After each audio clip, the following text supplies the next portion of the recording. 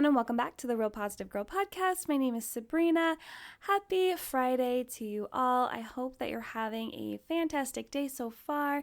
Just a reminder that this week the topic is stop doing these things, where we're talking about behaviors and mindsets that I would encourage you to stop doing and stop engaging in.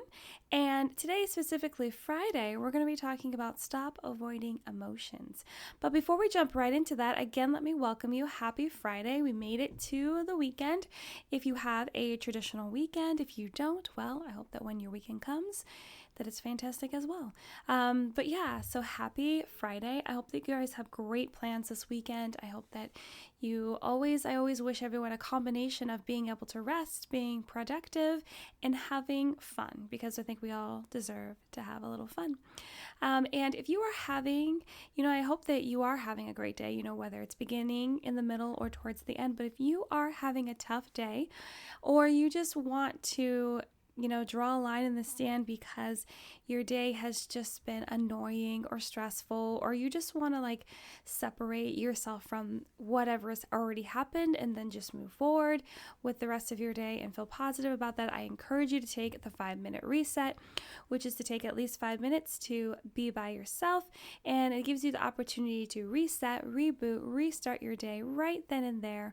And it also allows you to take a break from any burdens, issues, or problems that you are currently dealing with, and problem solve any issues that you are dealing with directly with someone else, so you're able to walk away with a resolution and hopefully move on from that problem.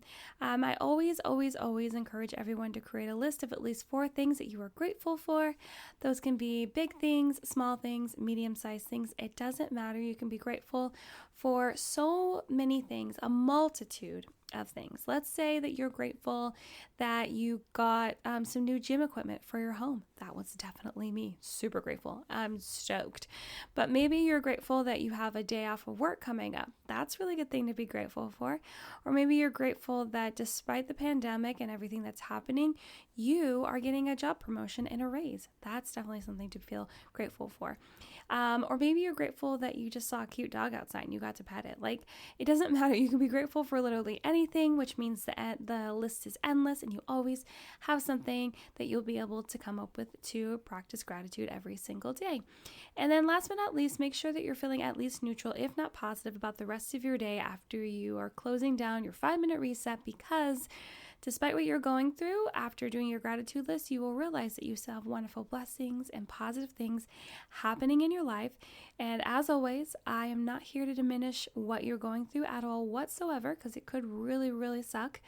But just realize that even through those storms, you still have amazing things and positive things in your life happening that you can reflect back on and feel good about. And focusing on those things will help you get through those tough storms. But I do hope that on this Friday, you're having a fantastic day. Like I said at the top of the show, we are ending the topic today, stop doing these things, where we talk about different behaviors and mindsets that we all should stop doing.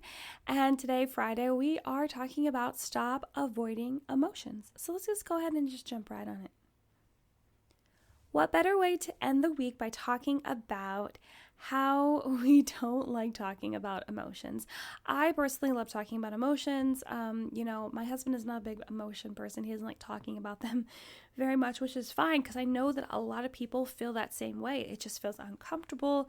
It just feels awkward. It doesn't feel natural to talk about your feelings and your emotions, because it's just not something that you're used to doing, which I absolutely understand. If you are not in the habit of doing that with other people, or even just with yourself, I can understand how it would feel very alien and abnormal to you. But it is important that you do. Now, I'm not going to spend a ton of time on this, because I'm constantly talking about why being in touch with your emotions is an important thing and necessary to knowing yourself better and becoming your best self. I'm pretty sure that I spoke about it all other 4 episodes that came out this week for this topic. And I'm sure in the majority of all the episodes that I've done previous to this, I have talked about emotional health, emotional intelligence, how it's important to be introspective and to really get to know yourself as often as you can. But I do want you to know that it's crucial that you figure out the best way for you to express your feelings whether in private and or with others, depending upon your comfort level, it's important you do not keep everything balled up inside. That is for sure not the healthiest way to go about expressing your feelings, being able to work through your feelings, and actually go deeper into what those feelings truly represent, as opposed to just seeing it from the surface level. So I encourage you to give it another thought if you are been so against actually getting to know your feelings, because it could really benefit you more than you actually know. You just can't keep it balled up or swept under the rug, because that just will eventually incur some sort of volcano of emotions where it's all coming out at once, and then it's much harder to decipher exactly what's going on because everything is mixed together. You know what I mean? And, let me make mention of some benefits of bettering your emotional intelligence. It will help you have better empathy and relatability with others, which is important. You'll have more positive relationships with others and more emotional resilience. You'll be able to bounce back a lot easier when things are coming at you, when things are trying to drag you down, when other people are trying to drag you down. You'll be able to bounce back a lot easier and quicker. So if you practice keeping your emotions all tied up and undealt with, you could develop anxiety or depression. It's true. I was reading an article, and it's like you have all of it pent up, and whether you are just pushing it to the side and pretending like it's not a thing, or it's just all piling up inside, you can develop anxiety around that, because it just continues to fuel the fire of worry and uncertainty and not sure what you're supposed to do, and that anxiety builds and builds and builds. Or it could cause depression because you're so sad and overwhelmed by the way that you're feeling, but you choose not to share it with someone else, or you choose not to try to work through it yourself so that you could figure out what those emotions actually mean. And maybe they aren't as dark as you might think they are, or maybe they are, and you really need help untangling that web of thoughts and ideas and everything that's going on in your mind that's causing you to feel sad and withdrawal and not want to continue on if it gets that deep and that dark. You know what I mean? So it's important. I'm not saying that you have to sit on the couch with a therapist every week, or that you have to share your feelings in a group, that you have to journal, or that you really have to talk to anyone about it. But you have to figure out a way to express it so that you don't end up going down like a dark rabbit hole like anxiety or depression. But by facing your emotions full on, it can be a way to release whatever pain you are running away from, actually. Just by letting it out, it's kind of just like opening a dam and all come rushing out. And then you just feel so good. You feel kind of empty, but not in a negative way. You feel very, just like everything was released. Everything was let go. Everything was just like pushed out, like cleaned out, swept out, and now you just feel great, and you have more room to fill up with other amazing emotions or not amazing emotions, and then you have to go through the process again, because it's not like a one and done situation at all whatsoever. And I do want to mention, I understand the trouble if the reason you want to avoid your feelings is because you don't want them to rule your life. But there are ways to achieve balance in this, of course, absolutely. And today I'm going to give you 6 steps on how to be more in touch with your emotions, but not let those emotions run your life, so that you can create that balance. Guys, I think this episode's going to be shorter than most of the other ones, but we'll see once we get through the steps. Step 1 is to learn to regulate rather than suppress. So obviously, right from the get-go, we're talking about that balance that we want to achieve with our feelings. We want to be able to express them and understand them and go deep with them, but we also don't want to let them run rampant and just control every part of our life, because we're just not sure if we should trust them or not, or we are fully trusting and we just let our emotions spew no matter what. There's no check-in there before we just let it all go. But it's important to regulate it. It's important to really ask yourself, okay, you're like, why am I feeling this way? What are causing these emotions? Is this just the surface emotion? What's actually under that? As opposed to just like trying to push them all down and push them away and be like, no, I don't want to recognize that you're actually a real thing. I'm just going to, continue to store you in this box over here and deal with it at a later date. And usually the later date when it comes is not a date of your choosing. It's a date of when the box just starts to crazily overflow and needs to come out. So it's important to learn how to regulate, like balance your emotions by also maybe tucking a few away if you can't deal with it at the moment and then coming back to those things, but also spending the time to really think about, why was I so angry? Why was I so mad? Does it stem more than them just saying a hurtful comment, or does it stem more because someone else has said that hurtful thing to me years ago in my life, and it really stuck with me, and it made me feel shame, and it made me feel embarrassed, and that's the reason, right? You got to dig a little deeper to find the gold, to get the understanding of that emotion. Step number 2 is to identify what you are feeling. So actually put a name, put a face, you could say, to your emotion. Are you angry? Are you sad? Are you confused? Are you heartbroken? Are you jealous? There are so many different emotions that you could be. I encourage you to look up a list on Google, because if you are not familiar with being able to identify your emotions, like for reals, if you are not familiar with that, that's not something that you normally do, I would look up a list on Google and see what emotions you could be tied to. Also, I don't know what it's called. I should have looked it up, but I didn't think about it when I was writing my notes. There is like this wheel online of emotions, and I don't know. You can probably look up emotion wheel, or emotion wheel chart, and that will bring it up.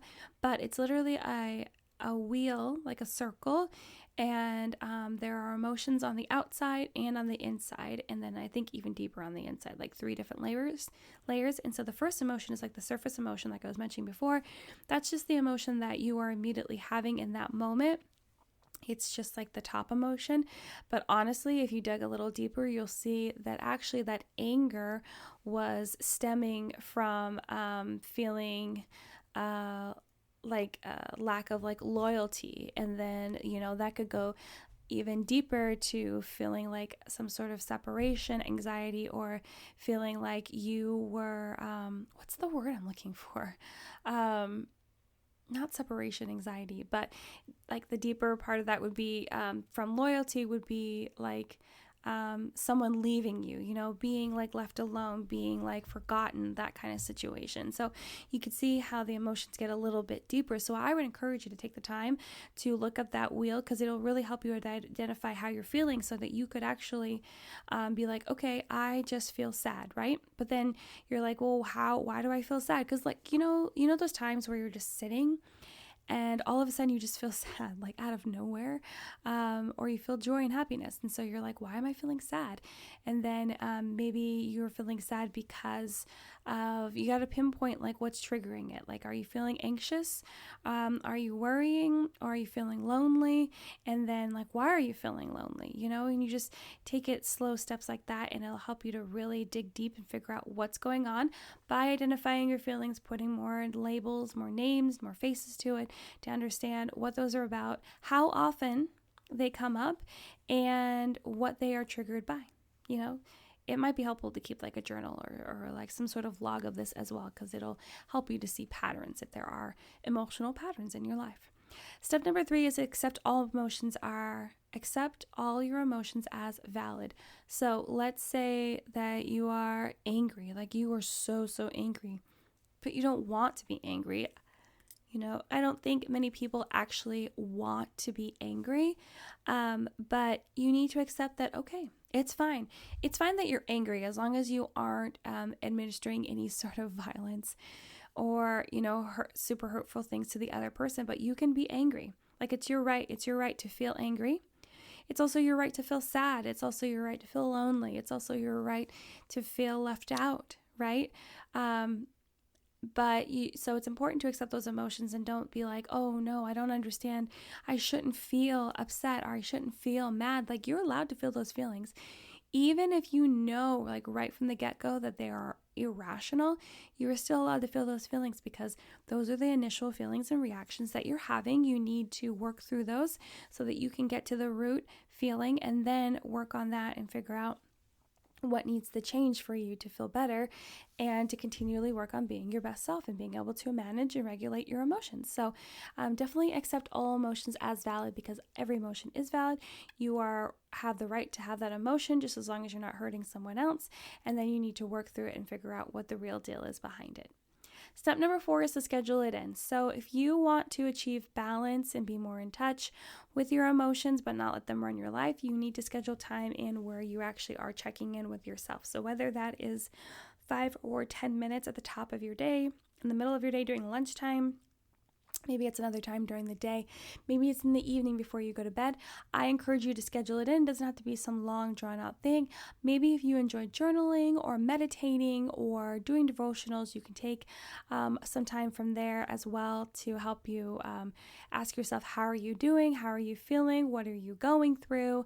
What is plaguing you, and really take some time to actually figure out what's going on. How are you feeling about things? How are you feeling about your upcoming days and weeks?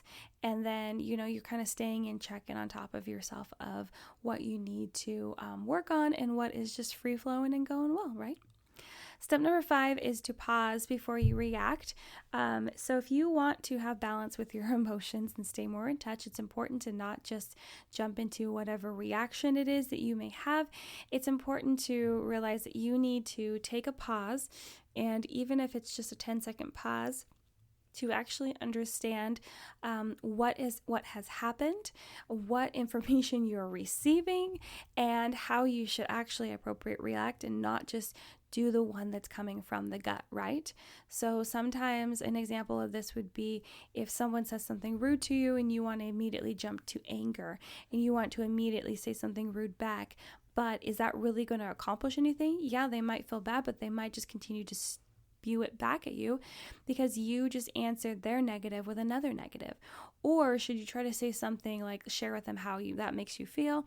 Or maybe you should just jump in and share just some love and care with them, because obviously they're hurting enough to go out of their way to try to hurt someone else, because that's what hurt people do. They try to hurt someone else to, alleviate their own pain.